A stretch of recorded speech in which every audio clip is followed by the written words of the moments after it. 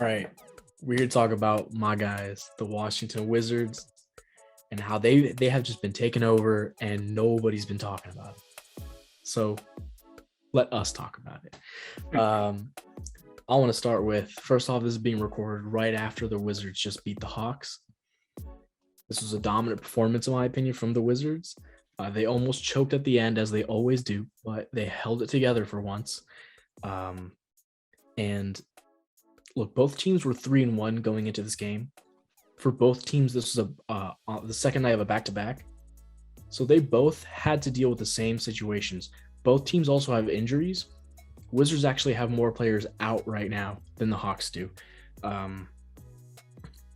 which I don't think is saying much, because I think the Wizards only got 2 players that are like out.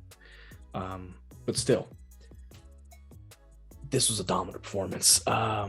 Bradley Beal, finally, he had his best performance of the year. He's been injured, but he's finally stepped up. You know, and all the role players, I mean, Montrezl Harrell, KCP, everybody went crazy today. I mean, we didn't even have Dinwiddie, right? And that's a major piece of our offense. He's our I guess you could consider him a star point guard. He's our point guard, and he wasn't there. We still pulled out the W. But, you know, even just not focusing on tonight, man, the past week has just been great. I mean, our only loss, we're 4-1 in the season. Our only loss so far has been to the Brooklyn Nets, which is like, dude, it's the Brooklyn Nets, first off. And second off, we didn't have Bradley Beal in that game. So the fact that we were even, in that game was big. Yeah, Dorjee, why don't you go ahead and tell me, what, as an outsider, what do you think about the Wizards? Because I'm pretty hyped right now. But what do you think about the Wizards? All right. So from like a Raptors fan point of view, I think you guys have been really good so far. I kind of underestimated you guys prior to the season. On paper, you guys aren't too terrible. Like you obviously have Bradley Beal. You have good pieces from the Rush trade, but 4-1, Bert, I did not expect that. And also, just to mention, like Spencer Dinwiddie having a breakout year, in my opinion. Averaging near 20 points a game, 6 assists, and 5 rebounds. Yep. He's pretty solid. And also, Montrezl Harrell is finally finding his form again, back to his Clippers days. Around 18 points, 8 rebounds. It's not bad, considering he was pretty terrible for the Lakers last year. Mm-hmm. So I think one of the main contributing factors for this success so far is definitely your coach. Wes Unseld Jr. has definitely helped you guys a lot. Personally, I haven't watched too many games, so I can't really comment on that. Maybe you could give some input on his coaching. I'm about to make a separate video on that, but his coaching, he just, you can tell the improvement from the coaching last year to this year. Just everything in terms of the fundamentals, like free throws, we're one of the highest percentages team-wise on free throws in the year to start the year, and that's something to do with coaching and discipline. And this team, their defense, they switch a lot. When they switch, the switches are better. They're less sloppy. And just the defensive schemes, the ball movement, just in general, how everyone's getting involved and touching the ball is amazing to see, because last year was just all ISO ball, Beal ISO, Russ ISO. That was it. And to be honest, it got hard to watch at times because it would just be everybody standing around and then 2 guys moving around. This year, everyone's moving. Even if you're staying in the corner, you're not going to be staying there for very long. You'll be running around, either setting a screen, running around screens. It's great. I mean, I love what Wes Unseld Jr. has done to this offense. I think he's been the biggest improvement so far. Another improvement is also not having a very ball-dominant point guard like Russ. I do want to – this is not disrespect to Russ. Russ did great things in DC.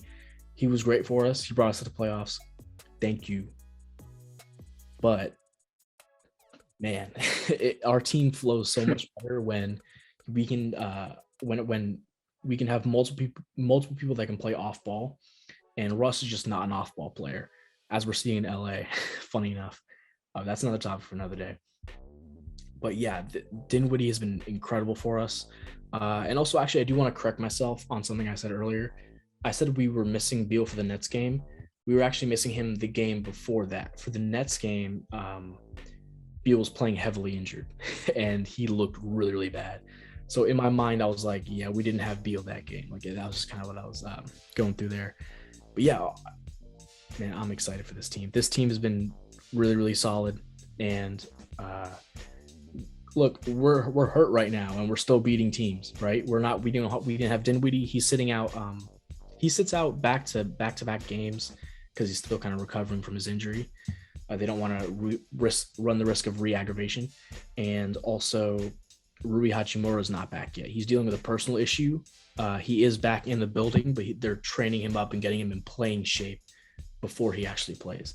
So he's not expected to be back by late November, which is a big loss because he's a starting power forward. But Kuzma's been great. I mean, Kuzma's filled in so well. He has his moments where you're like, oh man, what are you doing? But he also has moments where you're like, yo, this guy's a 6'10" Curry. yeah. That's it's every piece we got from that Lakers deal is really putting in the work. And honestly, this is the deepest Wizards team I've ever seen, that I've ever been a fan of. We are the deepest we've ever been. We could lose 3 guys to injury and we'd be okay. Like we wouldn't be seriously hurting. And that's saying something. Because the Wizards have had some of the worst benches that I've ever seen since I've been a fan. I mean, the John Wall era, I don't think we had a single like really solid 6-man. Maybe Otto Porter, but like that was it, man. Yeah, that's some pretty good points. Just to mention one slightly significant one. So you guys drafted Coby Kisper with the 15th pick in this year's NBA draft. Yeah. And he was obviously touted as like one of the best shooters in the class, but he hasn't really been that good so far. Can you explain? He hasn't hit a 3 yet? No, not yet. That's crazy. He scored, but he has not hit a 3. I think he's 0-3 on 3s right now. So do you think that I mean, it's early. It's only been 5 games? Yeah. Can you try to explain what's going on with Kissberg, or who you would have taken instead of him in the draft? Yeah. So the problem with Kisper is that, for one, they don't seem to be looking for him when he's on the floor as much as they should. I'm not sure if maybe the coach needs to tell teammates yo, keep your eye out for Corey, pass to him when he's open. But also his one-on-one defense is just not good. Just frankly not good. His team defense is solid, but his one-on-one defense, I mean, we saw plenty of times in the preseason, in the summer league, even actually the first game he stepped into, a lot of teams will just ISO him and then pick him apart. And until he learns to be able to hold his own on an NBA level, I don't know if he'll get minutes over these other guys that are balling. Aaron Holiday, Raul Neto. I don't know if he'll get minutes over those guys. And those are kind of the guys he's fighting with for minutes right now. And with Rui coming in, it's just going to push him down the rotation even further, which sucks. Right after the pick, I wasn't exactly super excited for it. I like Coby Kisper, but I would have preferred to go for a player that has more long-term potential. I understand what Tommy Shepard was doing, where that even if he's trying to draft the win now prospect to try and keep Bradley Beal. I don't think Coby Kisper is going to be keeping Bradley Beal. I think the move he made right before the draft, where he moved Russ and got Trez, KCP, Kuzma, I think those guys are going to keep Bradley Beal. And so then there's became a kind of a problem for me with, if you're not playing him now and you drafted him because he could play now, why did we draft him? That's just kind of what I've been dealing with. But at the same time, he could at least work on his defense while he's sitting. That's what I hope. And I'm sure Wes is grilling him on that. I just wish we had taken somebody like an Alperen Şengün, my Turkish brother. He had the highest potential, in my opinion, of most of the people left on the board. And I mean, look, with Gafford, he's hurt right now as well. He sat out these past 2 games from a quad contusion, but I mean, it wouldn't, our center position wouldn't be an issue if we had Şengün, because we only have 2 centers right now. Thomas Bryant's still hurt, and now Gafford went down. we had to play Kyle Kuzma at the 3 tonight. At the 5 tonight. And while he did do good there, and while that is a potential future small ball lineup we could go to, I'd prefer having like an actual center there. And Şengün looked really good for the Rockets in Summer League and preseason. I haven't seen any Rockets games this year yet, so I haven't been able to assess what he's done in the regular season. But just from the preseason Summer League, he looked great. I mean, he looked a potential Jokic type player, like a baby Jokic. And I just wish we had gone someone with higher potential. But I mean, at the end of the day, Kisper's on the team. I'm rooting for him. That's my guy. And I hope he can crack the rotation, get some minutes, because he is a good shooter. And if he is looked to more often and just has the confidence to just let it fly, and has the confidence from the staff and from his teammates to just let it fly, I think he could be a really decent addition to the team. And I also want to talk about, Davis Bertans he's had a little resurgence. He was Latvian laser. He was bad last year, man. He was bad. He was not good. And a lot of that was because he came into the season completely out of shape. He didn't get in shape until midway through the season. And even then, he still wasn't great. And he started off a little bit rocky towards the beginning of the season, but he's just been on fire. I mean, he hit a game winner. He has been nailing his threes. He's been more smart with the threes he takes. He doesn't just chuck them from 50 feet out anymore, like fading away, just letting it fly. He tonight, I saw him pump fake, take a dribble, steps to the left, and shoot. Like, I've never seen Davis Bertans do that before. And yeah, he's just getting much more smart. And I can tell Wes is telling him, pick your shots. Don't just always let it fly. Be more smart with what you're taking. Because when Davis Bertans, like when he bricks a 3 early in the shot clock, it really affects the rest of our offense. And I mean, at the end of the day, I feel like all this just goes back to coaching. Wes Unseld Jr. is doing a fantastic job with this team.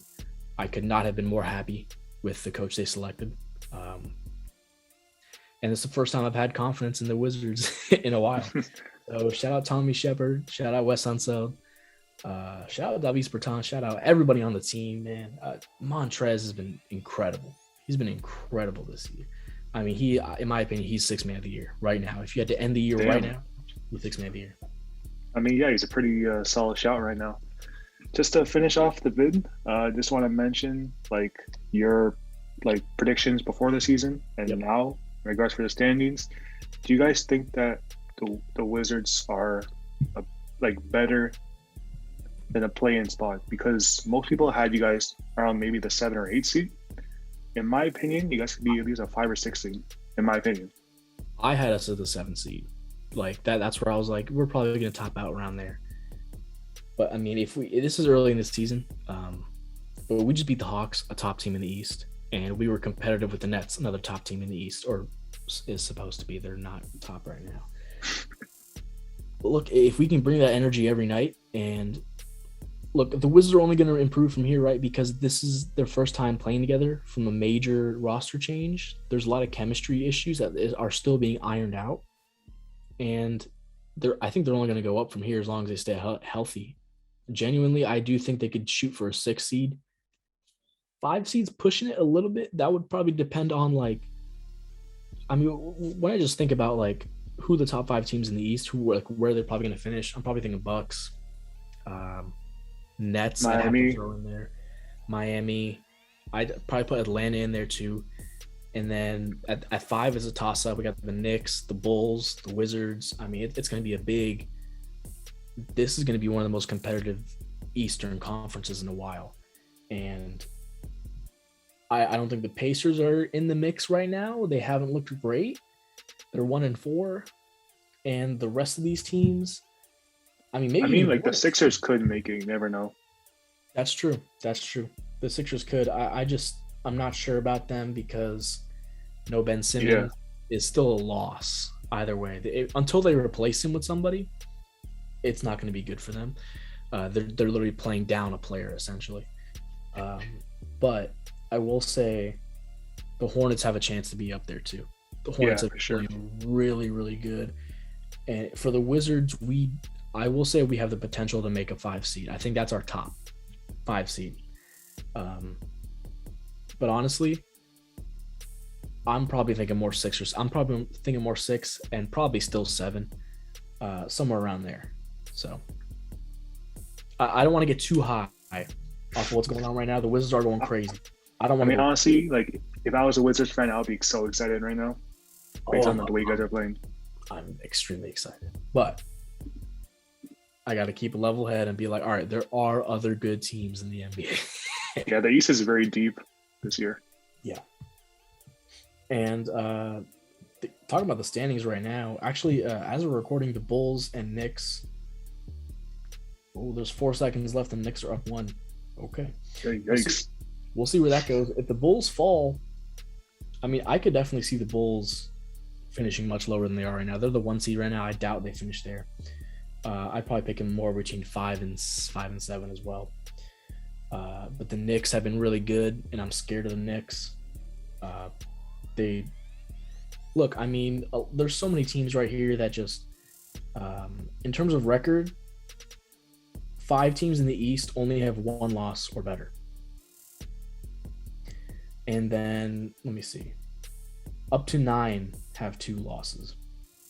So it's early in the season, obviously, but for East teams to start that hot is very unusual, unless it's the Magic, who just go for some reason. There was like a 3-year stretch where they went 8-0 like every year, and then they fell apart. But even looking to the West, there's only 4 teams in the West that have 1 loss or better, and it only goes to 8 for teams that have 2 losses. So I'd say the East is just as competitive as the West this year, and I would not be surprised if the Wizards avoided the play-in, as long as everybody stays healthy. That is my biggest concern. That's for sure. That's all I got to say. Dorjee, you got anything else to say? Not really, man. You kind of just said everything for me. Not gonna lie. All right. Well, thank you all for watching. This has been Speed True Sports. I've been Bert. I've been Dorjee. We'll catch you guys next time. Thank you so much.